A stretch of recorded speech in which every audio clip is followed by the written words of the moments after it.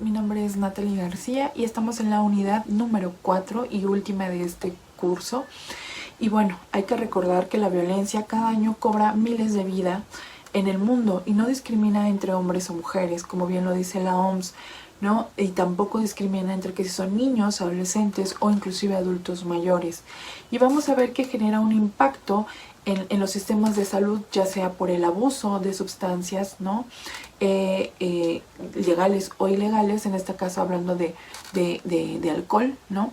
O de consumo de sustancias diversas, así como con enfermedades mentales, ¿no? Entonces, ¿qué es lo que vamos a definir según la OMS? Primero hay que definir el problema, hay que saber específicamente qué tipo de intervenciones, hacia qué población va a ir dirigida mi intervención. No es lo mismo si vamos a hablar de violencia de pareja, por ejemplo, o de violencia en el noviazgo, que vamos a trabajar con adolescentes.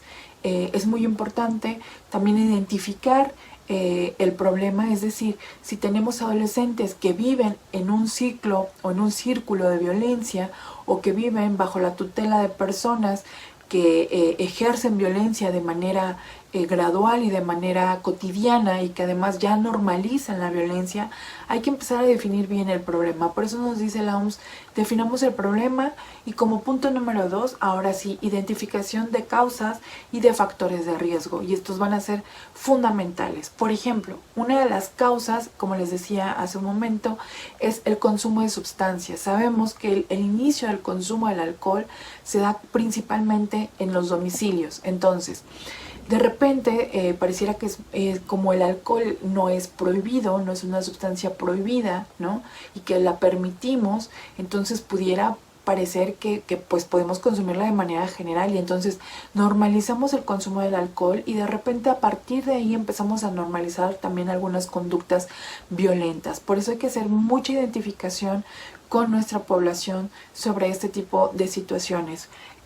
Algunos otros factores son los roles tradicionales de género, no caer en esta parte de micromachismos, ¿no? De usos y costumbres, ¿no? Sabemos que por usos y costumbres de algunas poblaciones, ¿no? De algunas partes o algunas regiones de nuestro país, pues tienen determinados roles sociales. Entonces hay que tener mucho cuidado también en esta parte de la identificación de la violencia, la aceptación y la justificación de la violencia.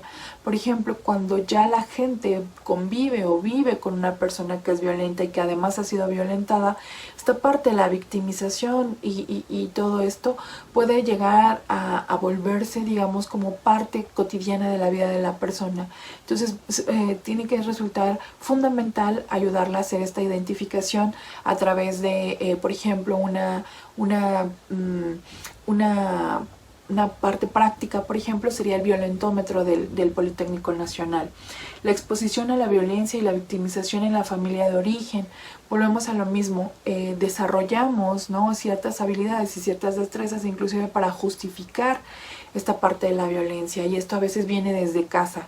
Entonces, hacer esta identificación oportuna también resulta muy importante. Después, experiencias de violencia previas, hacer esta identificación si hemos tenido parejas que nos han violentado ya en diferentes ocasiones, o bien dentro de nuestra familia, qué tipo de violencia han ejercido sobre nosotros, una violencia económica, una violencia psicológica, ¿no? Hacer esta identificación oportuna. El tercer punto que nos dice la OMS es el diseño y la evaluación de las intervenciones.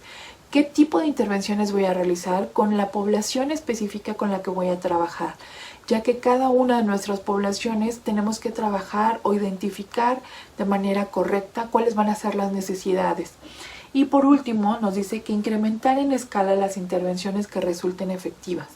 Es decir, va a resultar fundamental que una vez que hayamos realizado nosotros intervenciones de manera específica y paulatina con nuestra población, ahora midamos específicamente cuál va a ser el impacto en esta población.